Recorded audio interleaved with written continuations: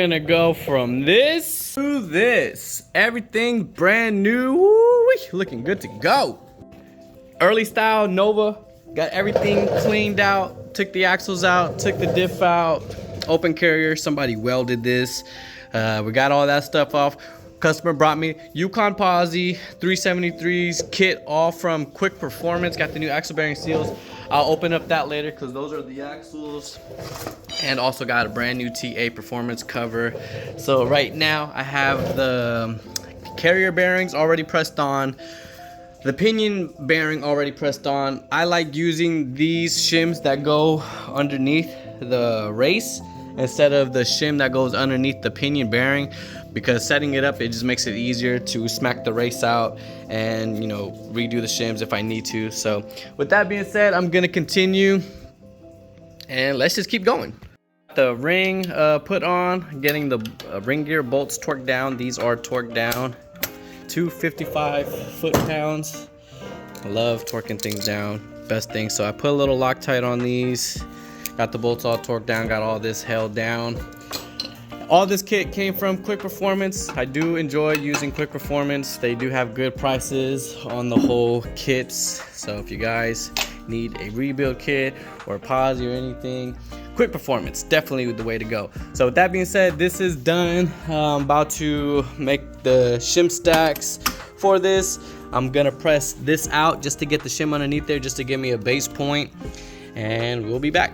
The pinion shim out, it was 30 thousandths, so I'm gonna take the 30 thousandths that provides this. They don't provide this in the kit, so I got this. These are for like Dana 44s, Toyotas, GMs. You could use this for a lot of stuff, 8.2s as well.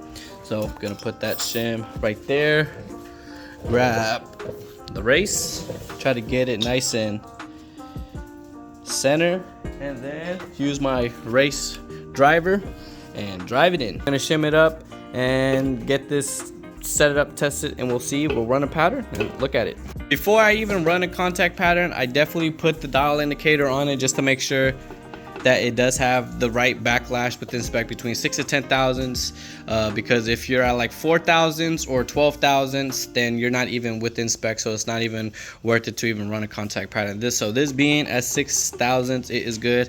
I like where it's at. It's at the drive side is more to the right, so when he gets on the gas, it'll shift the pattern to the left, bringing it more to the center, which is good. You can tell where the co-side is, center. So that being said, this one is good. I'm going to disassemble everything, put the crush sleeve in there, get that all taken care of. I'll add preload shims on both sides to add that preload for the carrier bearings, and continue going with this one. So got everything in, pinion bearing, crush sleeve, outer pinion bearing with the pinion seal. I got it all torqued down. This one is the spec cost from 12 to 15, so I got it at 15. You definitely want it at the tightest because over time it will loosen up. So I even, with the new pinion net that they provided, I also put Loctite on it, so it's less likely for it to back off. So this one is good to go. I'm about to flip it over and add the preload shims to the carrier, get it within spec, 6 to 10 thousandths on the backlash. Get this one in, take the carrier pinion. Man, this little bolt is the only weak point to this Yukon POSI.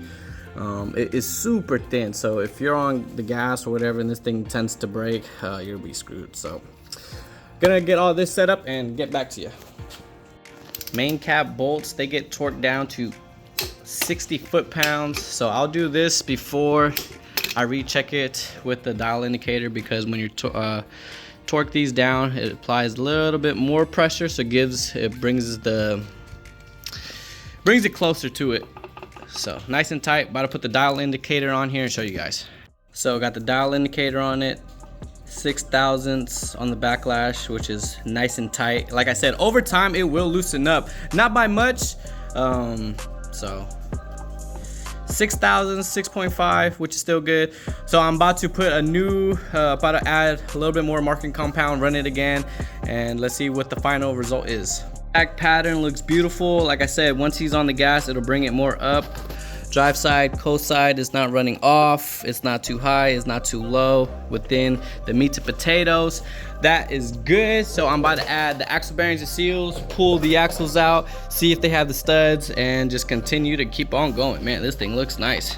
6,000s on the backlash, everything is nice and torqued down, almost ready to go.